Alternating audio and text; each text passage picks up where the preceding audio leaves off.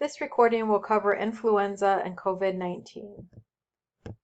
Seasonal influenza is a highly contagious acute viral respiratory infection. It can be caused by several virus families, but is usually caused by influenza A or B. Signs and symptoms of influenza include rapid onset of severe headache, muscle aches, fever and chills, fatigue and weakness, sore throat, cough, and watery nasal discharge. Nausea, vomiting, and diarrhea occur with influenza B. Fatigue after the acute episode. Pneumonia is a common complication of influenza. Who's at increased risk for complications? Those older than 50 years old, those with chronic illness, or those who are immunocompromised and their immune systems aren't working as well as a normal person's. Those living in institutions. So why those living in institutions is because of the close living conditions that influenza can spread. Adults living with or caring for adults with health problems that put them at risk for severe complications from influenza, and also healthcare personnel providing direct patient care. One way to prevent influenza is through vaccination. Influenza vaccines are available yearly. If your patient asks you, why do people need a yearly influenza vaccine? Why can't they just get the vaccine once? What would your response be? The vaccine for influenza changes every year based on what specific viral strains are most likely to cause illness during the influenza season. Route for influenza vaccine is intramuscular. Other patient teaching to help prevent the spread of influenza includes washing hands, especially after nose blowing, sneezing, or coughing, disposing properly of the used tissues immediately, avoiding close contact with other people, and sneezing and coughing into the upper sleeve. Droplet precautions are used for patients with influenza. There is a rapid diagnostic test for influenza, but it does have high false negative rates. The priority problems for a patient with influenza: dealing with the lungs, not a surprise here again, it's impaired gas exchange. And then also risk for pneumonia, which is one of the most common complications we see with influenza. In terms of interventions, there's a medication, oseltamivir. You know this VIR here is your clue that you're dealing with a medication that treats a viral infection.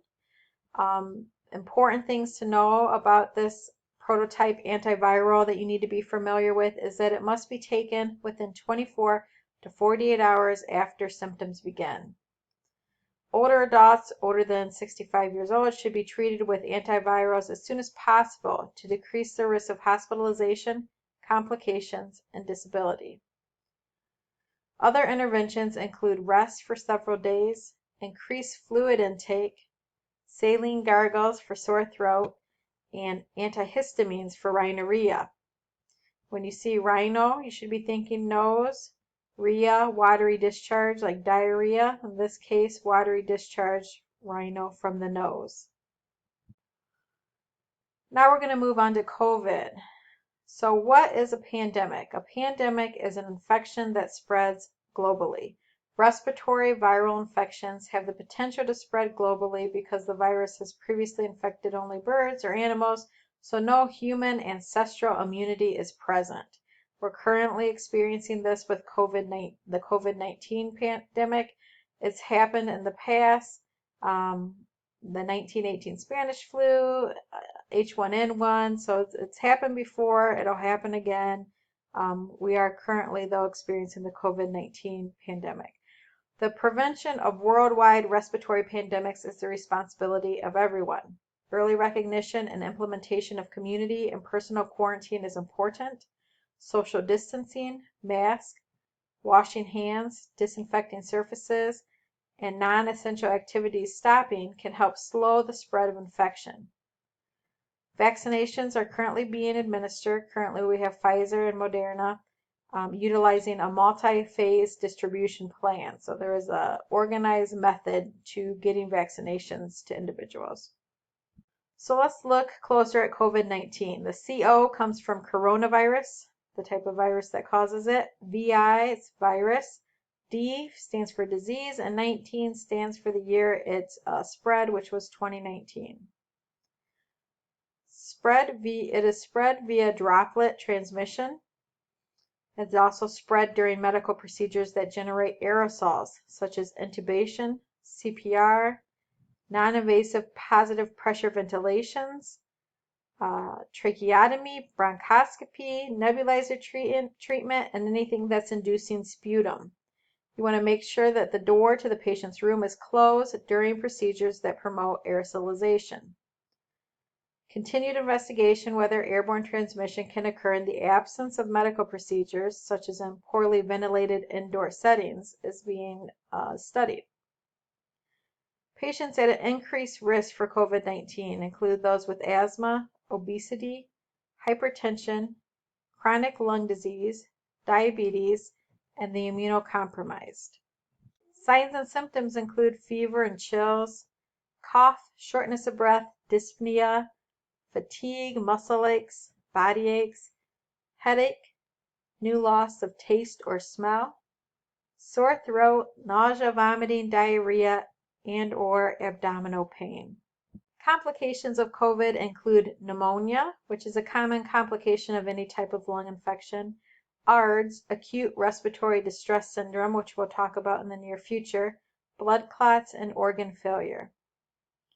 Some cues or signs and symptoms that emergency interventions are needed include trouble breathing, persistent pain or pressure in the chest, new confusion, inability to wake or stay awake, and bluish lips or face. In the hospital setting, obviously, we would be monitoring the patient's SpO2 as well as their ABGs.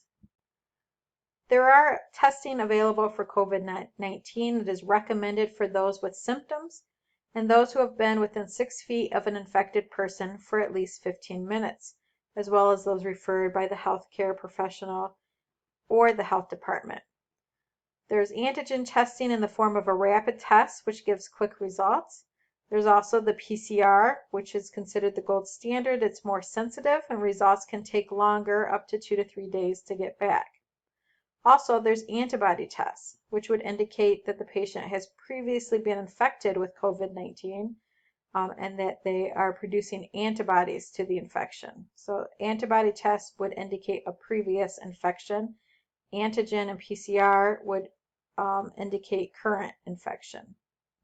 Priority problems for the patient with COVID-19 include impaired gas exchange, infection, pneumonia, and ARDS. Now we're going to look at interventions for COVID-19 infections. Two main processes are thought to drive the pathogenesis of COVID-19. Early in the course of the infection, the disease is primarily driven by the replication of severe acute respiratory syndrome coronavirus 2. So early, we're looking at viral replication. Later in the course of infection, the disease is driven by an exaggerated immune or inflammatory response to the virus that leads to tissue damage. By understanding what's happening, we can understand the treatment. The FDA has approved one drug, remdesivir, for the treatment of COVID-19 in certain situations. Remdesivir again ends in that VIR that lets you know it's a medication used to treat viral infections. Also used to treat the immune or inflammatory response is dexamethasone, which is a corticosteroid. You know it's a steroid because of that SONE. SON, corticosteroids, you know, are anti-inflammatories. Use of dexamethasone has been found to improve survival in hospitalized patients who require supplemental oxygen, with the greatest effect observed in patients who require mechanical ventilation. Convalescent plasma is blood plasma taken from people who have recovered from COVID-19. It contains antibodies that can then be put into the patient who is experiencing an infection of COVID-19. So the patient can benefit from the immune response of another person. And finally, monoclonal antibodies can be used in certain situations also. Other supportive measures used for the patient with COVID-19 include oxygen, non-invasive ventilation, intubation with mechanical ventilation, extracorporeal membrane oxygenation or ECMO. That's basically when they pump the blood into a machine that oxygenates the blood and returns it to the body. So the lungs aren't working well enough to keep the patient alive. They'll use an ECMO to pump the blood out of the patient's body, oxygenate it, and return it back to the patient. And then finally, prone positioning has been effective also. You want to review quarantine information on your own just to be familiar with it. You want to be familiar with PPE requirements and how to don and doff PPE in the clinical setting.